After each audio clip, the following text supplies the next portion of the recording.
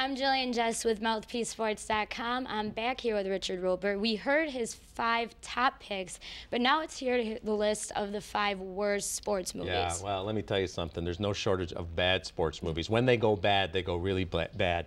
And maybe you won't remember some of these, and that'd be good if you've been spared seeing them. There's a movie called Young Blood, where Rob Lowe plays a young hockey sensation. And this is the young Rob Lowe of St. Elmo's Fire About Last Night fame, when he weighed about 135 pounds and he had like better hair than most women. And you've never seen a less believable hockey player in your life. So Young Blood is just awful. Then there's Days of Thunder, which was a race car movie in which Tom Cruise played a character named Cole Trickle.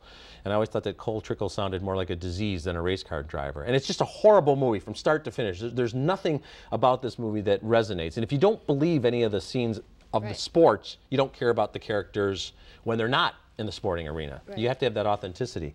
And that leads me to the 2 Babe Ruth movies. The original Babe Ruth story from 1,000,000 years ago with William Bendix, and then John Goodman played Babe Ruth. And in both cases, you had guys who kind of looked like Babe Ruth because they were giant, you know, larger than life type physical figures, but they never look like they could, you know, they look like they never picked up a bat before in their lives. You just never believe it. So here you have Babe Ruth, who's got one of the great sports stories in real life of all time, you know, grew up in poverty and became this great American hero, and 2 awful movies about him. We're still waiting for a decent movie about Babe Ruth.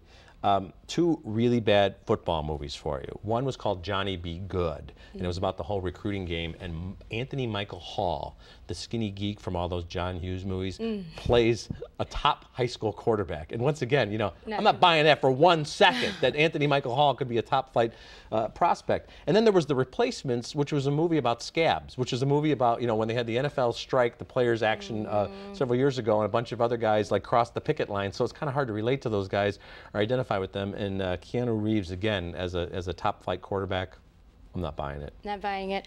Well, speaking of the movies it's hard to relate to, let's talk about athletes who jump into the acting pool. Do you think there's any that play convincing roles? I know we have Dan Marino and Ace Ventura. Yeah, classic, you know. Classic. O.J. Simpson. Brett Favre as himself, O.J. Simpson. You know, actually O.J. Simpson was in a couple of decent movies way back when. You know, but you know, that's the thing. You can get it occasionally. I think probably the best performance by an athlete in a real role was Ray Allen in He Got Game, which is the Spike Lee film. And Ray Allen, of course, who's you know, an all-star now with the Boston Celtics. He was, at the time, was a college star, and he really believed him. First of all, obviously he had the basketball skills, but he had to act with Denzel Washington in scene after scene. Denzel plays his father, and I thought he really held his own. Probably the best performance by an athlete in the last 25 years in a mainstream movie. Jesus Shuttlesworth. Nicely done, exactly right. Remember that the mock Sports Illustrated cover was Jesus Saves, and they had Ray Allen as Jesus Shuttlesworth on the cover. And they had a lot of cameos in that movie. Yeah, a lot of other athletes. And again, you know, I think in a movie like that, you know, try to find an athlete who can act, because it's sometimes harder to find an actor who can play the sport.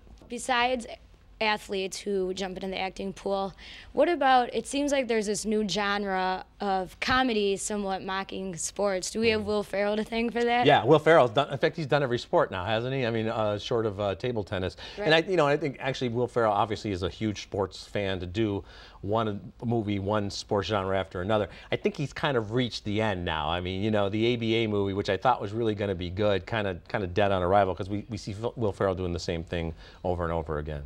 So it's time for Will Ferrell to switch to maybe chess. Maybe a chess movie. That'd be good. Or table tennis. That'd be good. Yeah. Well, we had a table tennis movie a year ago, and that was pretty awful too. All right. Well, Richard Roeper's 5 worst pick sports movies. Stay tuned for more with Richard Roeper.